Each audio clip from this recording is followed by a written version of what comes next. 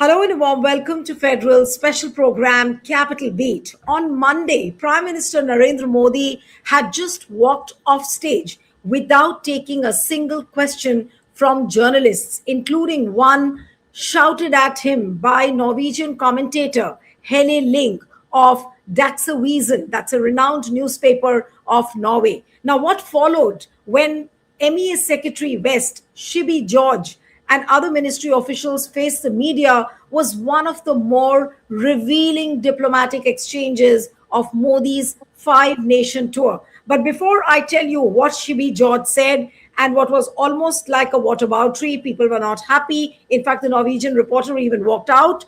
Before that, I would want to show you the clip and the tweet of Helle Lyng, which she put out, where she asked a question and Prime Minister Modi appeared as if he's not heard that question at all. And after which, Helle Lyng, the reporter, actually tweeted. And what does the tweet say? The tweet says, Prime Minister of India, Narendra Modi, would not take my question. I was not expecting him to. Norway has the number one spot on the World Press Freedom Index. India is at 157th, competing with Palestine, Emirates, and Cuba. It is our job to question the powers we cooperate with. Now, I'm going to show you the clip now. Abhirami, if you're there backstage and if you've downloaded this clip, now look at this. Show the audio as well so that you know what it is. Prime Minister Modi, why don't you take some questions from the freest press in the world? Okay. Just play it once again. Play it once again because it's a 15 seconds clip. Let it register. Play it again. Prime Minister Modi, why don't you take some questions from the freest press in the world? Mr. Modi, do you deserve the trust of our... Du vet, den er pressefrihet nummer 1 i verden. Det står vi ved. So in the first part of the clip, she says, Prime Minister Modi, why don't you take questions from the freest press in the world? And the other clip which you see is where the reporter or the correspondent, Helle Lyng, chases Modi up to the elevator in the hope that probably there would be some answer. But apparently by the time she reaches the elevator, the lift closes. And that's where she's seen. What kind of journalism is that? It is, because that's the real journalism. But in India, we hardly see this kind of a journalism where the reporters chase the prime minister or the reporters chase the ministers. Gone are those days. And which is why there is a huge traction on this clip, which is put out by Helle Lyng. Now, already there's a large-scale trolling which is happening. Some are saying that she's George Soros funded. Some are saying that her tweets are paid. All that trolling has begun. But now I'm going to come to the later part of what happened. First, she asked a question to Prime Minister Modi. To that, she did not get an answer. Prime Minister Modi evaded the answers. In fact, he didn't want to answer and he went away. But then he chose his envoy to do all the answering. Now look at what happened at the briefing. Now, what was a question which Helle Lyng, the same reporter, asked Sibi George, who's the Secretary West? I want to show you a graphics of that question. Abhirami, if that question is ready, let's put out that question which she asked. Yes. Now, this is what Helle Lyng had asked. I'm wondering, as we strengthen our partnership, why should we trust you? Now, this was a pinpointed question which was put out by Helle Lyng. I think something more was there, if you can put out. Yes. After this, she says, can you promise that you will try to stop the human rights violations that go on in your country? Now, this was again a very pinpointed question, that why should we trust India? Because of the human rights violation and because the government cannot stop. This was the question which was asked by Helle Lyng. And then she goes on to say, to ask, will the Prime Minister start taking critical questions from the Indian press at some point in the future? Now, this was a question which wasn't palatable at all. And obviously, if Prime Minister Modi didn't answer any question, the envoy over there, Sibi George, was put in a very uncomfortable position. I'll show you what Sibi George said. But before that, let me complete the question. Let me complete that last bit which Helle Lyng said. Can you just play out that last plate of the question which she asked? I'm wondering, will the Prime Minister start taking critical questions from the Indian press at some point in time in the future? And after that, there was another plate, I believe. No? All right.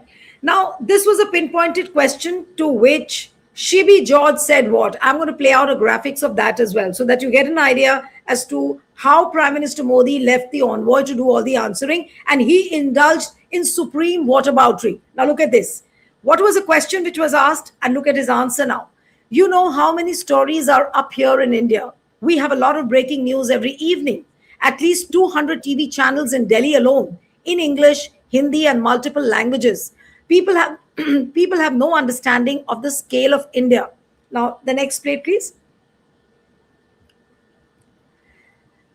They, that is India's critics, read one or two news reports published by some godforsaken, ignorant NGOs, and then they come and ask questions. Next plate. We have a constitution which guarantees the rights of the people, fundamental rights of the people. We have equal rights for the women of our country, which is very important. Next plate. In 1947, we gave the freedom to vote for our women. In many countries, I know the voting right for women came several decades after India gave that freedom. Next plate, please. What is the best example of human rights? The right to change government, the right to vote. And that is what is happening in India. We are so proud of that. So look at the question which was asked by the Norwegian correspondent and the answer which Prime Minister Modi's envoy, who's the Secretary West, has given. This is what the answer is there on the plate. And everywhere, these clips have gone viral. The reply given by Sibi George has gone viral. People are talking about this exchange between MEA and the Norwegian press. But the question which we are going to ask today is that could Prime Minister Modi and his envoy have avoided this kind of an exchange with the Norwegian press? That's a question which we are going to ask. Joining me this evening is veteran journalist and author, political commentator, Prem Shankar Jha. Thank you so much for joining. We have Anand Sahai, senior journalist and political commentator. Thank you so much, Anand, for joining. And we have Professor Aftab Kamal Pasha, Middle East expert, international affairs expert, and of course, a diplomat as well. Thank you so much, sir, for joining. Let me begin with Prem Shankar Jha. Prem, you've just seen the entire sequence of the story, which has become a huge talking point. There are people replying on the social media, giving answers, commenting left, right, and center that this has brought a huge insult to the country. Do you think that this exchange could have been avoided at Prime Minister Modi's level only? Then the envoy wouldn't have indulged in this kind of a whataboutery.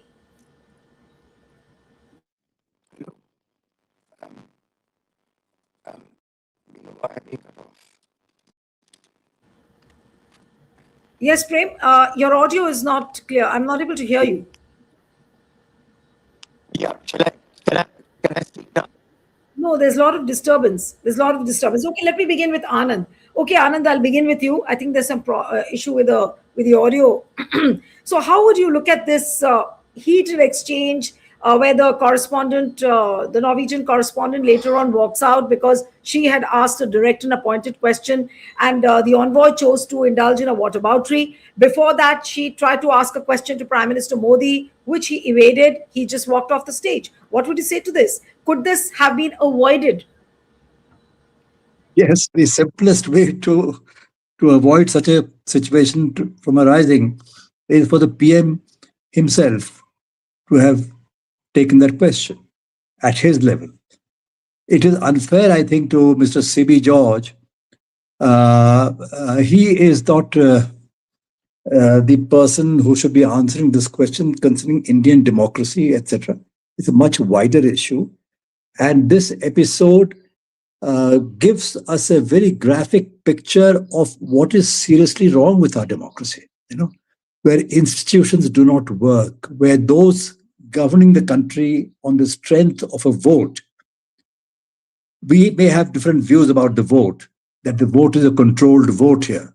That apart, that the leader of a government elected by the people, at least technically, refuses to answer questions from the press, from accredited journalists. And in this case, when they say this, we have seen in this country time and time again. And people in India who are not members of the press, they belong to other fraternities like cinema and broadcasting and advertising. They are taken up to the Prime Minister to ask questions, and those are advertised by the government. Those are publicized, where questions are like, do you like mango sweet or, or cut up?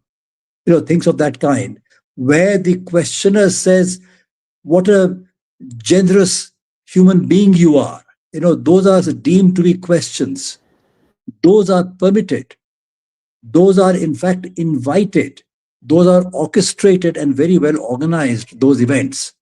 But a genuine, simple press conference, now everyone in the world, whether you live in a fascist country or a democracy, you know what a press conference is, and you know that elected leaders are expected to be responsible to their people.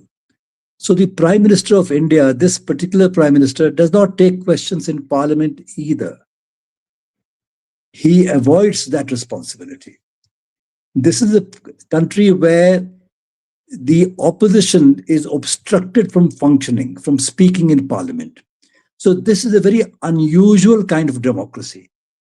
And the answer to this question, simple, straightforward question, does not lie in saying we are a hundreds of years old country and democracy.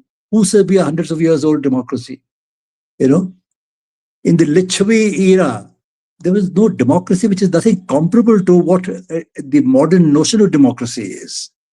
That was something else, totally. But that is flaunted as democracy, as though we have a continuing tradition of 2,000 years and more of democracy. We don't. Democracy was fought for through the colonial struggle, anti-colonial struggle. And democracy was nurtured very carefully in a diverse land, which was so enormous in size and all of that. But today, that whole notion has gone. Nowadays, especially after the recent round of elections we've seen in India, how the Election Commission has conducted the elections and how it has conducted itself in relation to the people of India, in relation to the political parties of India. So there is a large question mark hanging over the very nature of elections from which Indian parliamentarians and this government derive their legitimacy, let's say. So there is now what we have known within the country has been put there out there for wide display in an international forum by the Prime Minister himself when he walked away. But if you recall this, when our Prime Minister went to the United States of America, sat in a press conference with Mr. Trump, the US president, he did not answer a single question. Right. Because he had refused point blank even there. And again, there was a woman reporter there from a prominent news outlet. She asked a question which was similar about India and democracy, etc. The question was not about India-US relationships, bilateral relationships, or anything concerning foreign affairs, or anything about India's economy and society. It was about Indian democracy. Because the world has got tired, frankly, of hearing the same shibboleths about we are a democracy, we are a constitution, we gave women the vote much before many Western countries did, all of this stuff. It does not answer the question that there are daily human rights violations in the country. Daily. Against whom? Not against the well-to-do people. These violations are against the minorities of India, against the poorest people of India, the scheduled tribes and the scheduled castes. What's going on in northeastern India for 3 years is a violation on a repeated and everyday basis Anand, what is going to be the impact? Because this clip has gone viral. People are asking questions. And you're right that this has not happened for the first time, but now it has happened on a much wider scale because this clip has gone Yes, viral. yes, yes, yes. What is going to be the impact? What is going to It be is the a, impact of this episode it is a now? shaming incident, and no amount of these paid trolls who are part of that universe of the ruling establishment who go after people who ask questions. No amount of trolling and Right, calling people names, calling journalists names, or threatening journalists and having them put behind bars. And we have seen cases like that. The most prominent of which was the Kerala journalist who right, went for a press conference to Uttar Pradesh because there's a massive case of complete human rights violation of a woman and right, her and an assault, sexual assault on her. He went to cover that case. Poor man was arrested on the way and right. kept and he was arrested for I forget how long it was, for 2 years or so. Then the court gave him relief. So Right, in the name of democracy, what is on view on an everyday basis is pretty much of a tragedy. It is a sad state of affairs. I will not call it a joke. It's not a joke. It's not funny at all. right, The complete dismantling of our tradition. We right. were Now, always a society. If I may just take half a second, we were always a society and polity which right. tried to improve on our democratic credentials. Everything was not right, all through our 70 years, 75 years. Right. I mean, All which right. country? Democracy is a great ideal, but now we are making a mockery of it, and it was in full display in Oslo. And for this, I do not blame the member of the Indian Foreign Service who was stuck, who was, he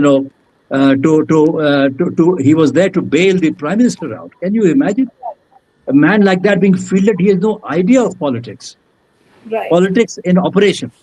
That job should have been done by the Prime Minister of India. And I'm Right. sure my distinguished colleague, Mr. Prem Shankar Jha, who has himself been a media advisor to a Prime Minister, he with his, he will elaborate on this theme with his Right. customary clarity. Right. I'll just come to Prem now because his the Yeah. signal is also getting disconnected quite often on. Prem, now what do you think is going to be the impact of this entire episode, the media exchange? And it wasn't comfortable. It almost Uh, looked like a big insult to India. But could this have been handled better? Now that is the question. People have seen what the clip has gone viral. yes. I mean, people have seen what has happened. Could this be handled much better in future now? And what It could could have Prime been, Minister end up doing? it, Nilu, it could have been, because there is a very simple answer to why Prime Minister Modi walked off. Prime Minister Modi is not comfortable in English. Please remember that. He's extremely uncomfortable. It's not his language. And I think that actually he should have an interpreter with him when he goes to a foreign country. But for some reason, he doesn't feel that he should do that. There's nothing wrong with it. He could have answered. You see, the fact is, I've heard him in Gujarati, I've heard him in English. I don't, as you know, I don't agree with almost anything he says or does in the country. But as far as representing the country abroad is concerned, the fact is that he's a superb orator in Gujarati and in Hindi, but English is not his language. So why does he not take an interpreter with him? This is a kind of hubris that I frankly cannot understand. This whole thing is a storm in a teacup. Because the question that the correspondent was asking was not even an unfriendly question. It was a friendly question. Why should we Oh, trust you? Well, there are but the 50 reporter answers to back that, home, you but know. Prem, But the reporter Prime back Minister home, Modi chose not to answer because he is not comfortable in English. no, And but he's too Prem, proud, he's too vain, I would say, not proud. Vanity right. is the problem here. He's too vain to even admit it. No, but Prem, the correspondent in Norway is being trolled They are saying that they were paid tweets which she put out. They are not Can you trying. hear me, Nilu? Yes, I can hear you. My question to you, Prem, is that the correspondent, the Norwegian correspondent, is now being trolled on the social media. What would you say to that?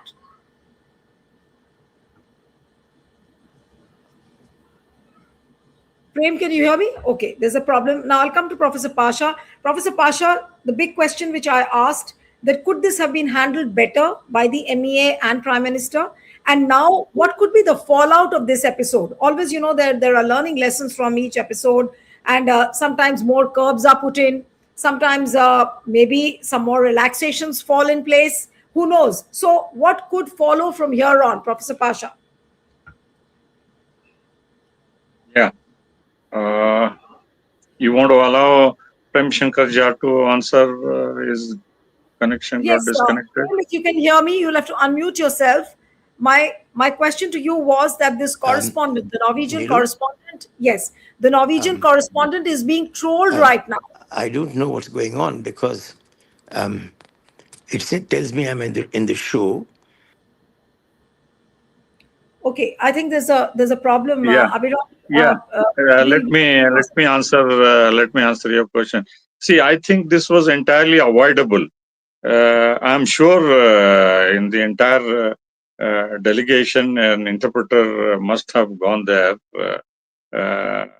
during the official talks, so on and so forth. You see, the press was told.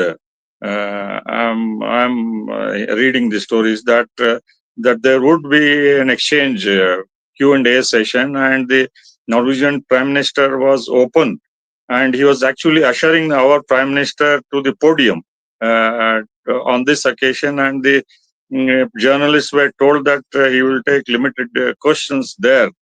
But for some unknown reason, he seemed to have developed cold feet, and to the surprise of the Norwegian Prime Minister, he just quietly slipped out of that hall and appeared as if he has not heard or noticed the Norwegian journalist. I mean, in my view, this was a very unforeseen situation. The Prime Minister should have even if he was not comfortable in English. In Hindi, at least he could have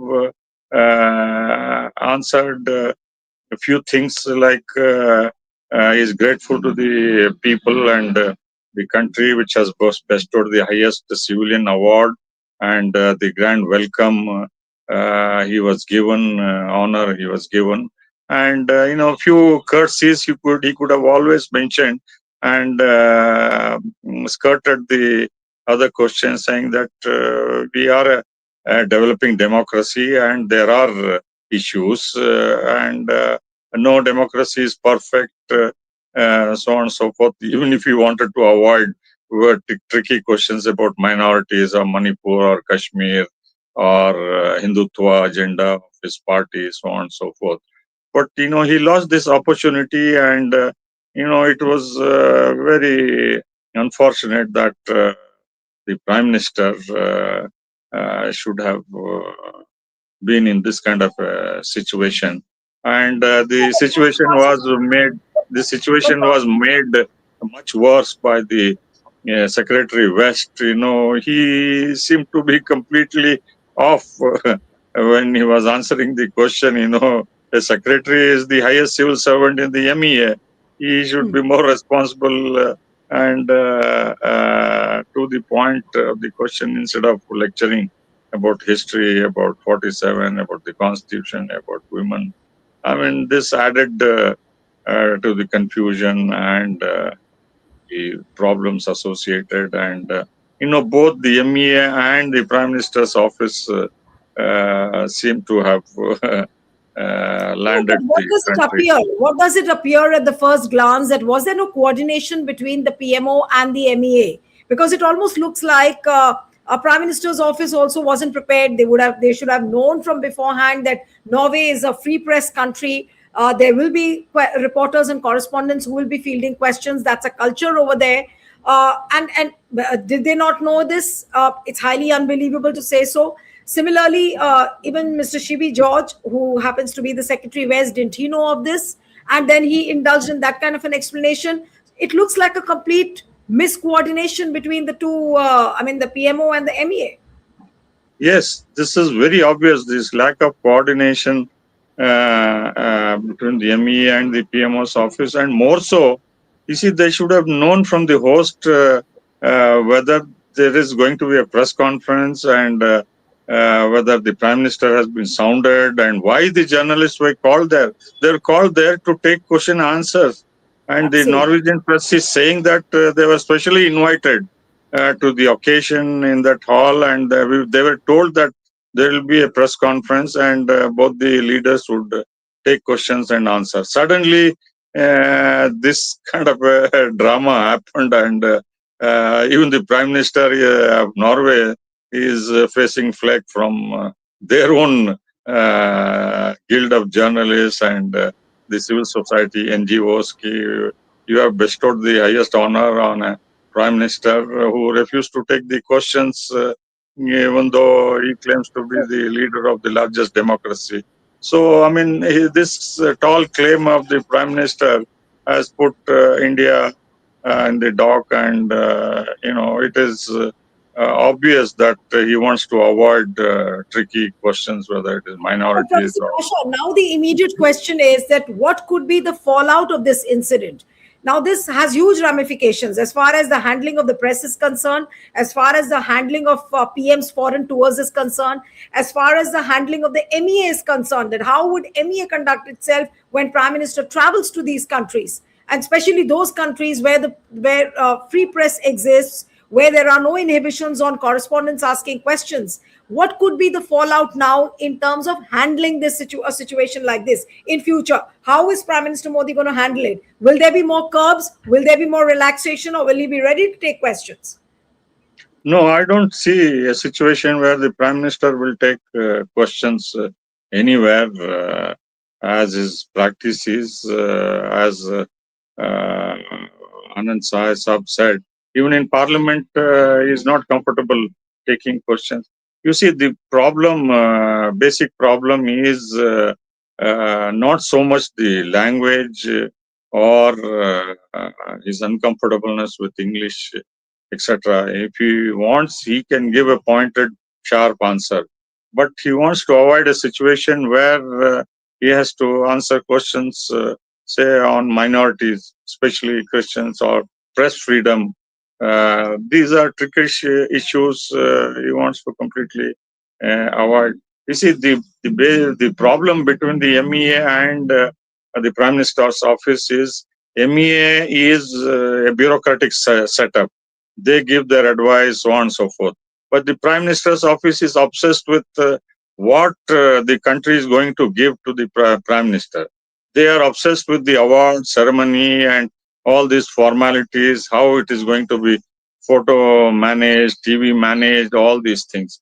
So there is lack of coordination between the MEA and the PMO's office. I'm told that the trips are now exclusively focused on whether the host country is not signing so many agreements to help our economic development or defense cooperation, but whether they are giving the awards and medals to the Prime Minister. So if you see the last couple of visits from Cyprus. No, but Professor Pasha, there were positive aspects also coming out. For example, the LNG shipment which they have signed. Then there are several other deals which have been signed, and where the Indians are considered to be good people, and Norway has a very positive approach towards India. In fact, so the kind of deals which were signed, do we all see it as a negative? Because obviously this episode has clouded everything else, which was there as a positive deal between India and Norway. Do you think anything solid coming out of Prime Minister's trip to Norway? Yes, Norway is a major oil and gas producer. There's no doubt about it, and they have It huge means sovereign wealth. that's a gain for India, that we've Yes, agreed for the LNG shipments. yes, especially when Qatar's gas is virtually stopped because of the war in the Gulf region. So that was a major commitment we got, and also cooperation, technical cooperation in cutting edge technology in solar, green energy, and electric batteries, so on and so forth. It is a major breakthrough. But at the same time, if you see in Netherlands, in Sweden, and in Norway, some of these green companies, solar companies, also act as beneficiary to his friend Adani. So that is also equally an important agenda for the Prime Minister's office. They work on all of this, how his friend benefits. Because now he has promised to invest $10 billion in America to get Right. out of his case, to provide 15,000 jobs there. So mopping up is going on, and the Prime Minister's trip or trips are there to facilitate. In the process, see, the country's image has taken a diving. That is more shocking to all the countrymen. And, we have been tolerating this kind of a authoritarian setup in the parliament without taking opposition into confidence or press conferences and discussion, even in the committees, etc. But to do this in a foreign country, not take this opportunity, even as BRICS chairperson, or even as the summit, Indo-Nordic summit, which is taking place, there were plenty of things he could have taken up and said and cleared the air. But unfortunately, he has not risen to the occasion, and that is going to be a permanent embellishment on India's democracy. All right. Now I'll take the concluding comments from Anand that this entire episode, there were a lot of gains from Prime Minister Modi's trip to Norway in terms of deals which were signed. Of course, Prime Minister Modi was given the grand honor, the Grand Cross honor, which was awarded to him. But this episode where Prime Minister Modi didn't take questions, he left everything for the envoy, this actually left a very bad taste. Now, are we going to see any change in the forthcoming foreign trips of Prime Minister Modi, the way this is handled, or maybe things could look better? You'll have to unmute. Anand, unmute yourself, please. Yeah. Can you hear now? Yes. Yes, go ahead. I'm afraid not, because the Prime Minister of India, he conducts himself as the Emperor of India. After the last emperor, Aurangzeb, last influential emperor, Aurangzeb, we have this emperor. And can an emperor be told to take questions from members of the public, from his subjects, from his riaya? No, that is not the case. That is why complete disdain the government of India, the Prime Minister of India, go towards the press in a modern democracy. So by definition, that whittles down India's image as a democracy across the world. What you have seen is only the latest example of that. It will continue, because the Emperor of India has 3 more years to go before the next election, which will be managed by a managed election commission, by an appointed election commission, appointed by the government of India, by the Prime Minister himself. So they are his paid bureaucrats, they are his paid employees. Though on paper they are meant to have autonomy. So what he likes, I saw a meme or a cartoon which says he'd like a praise conference, not a press conference. You invite him to a praise conference, he'll oblige you. Now, all this should not be mixed up with India. India has risen as a country in the last 75 years in many ways. It has slipped in very many ways on the democracy index, on human rights index, on the free press index, etc. It has, but it has risen economically, and that is the result of decades of work and not 1 decade of work. So today, India is the 4th largest economy in the whole world. That means each one of us individually is quite poor. Our per capita income is below that of sub-Saharan Africa. It is below that of most of our neighbors. But if you combine everybody's 2 paisa, then we become a large economy. and a large market and a large investment destination, right? Large export destination for other big economies. Therefore, India is quoted for those reasons. And that Right. is the only reason why India is permitted. Supposing India did not have this large economy, then India will be treated, in spite of this enormous population and large territory and glorious civilizational history and past, and its glorious anti-colonial struggle to which the present Indian government parties do not subscribe, have not subscribed. In that case, we would have been treated as a laughable basket case. We are not doing that because all the poor people, their incomes taken together, make India a large economy. That is the only reason. So let's not mix up this total uh, uh, tragedy. What else can I call it? And I'm not blaming the MEA official who was there. You know, he becomes the fall guy, if you like, for the complete disastrous presentation by the Prime Minister of India. So let's leave that But aside.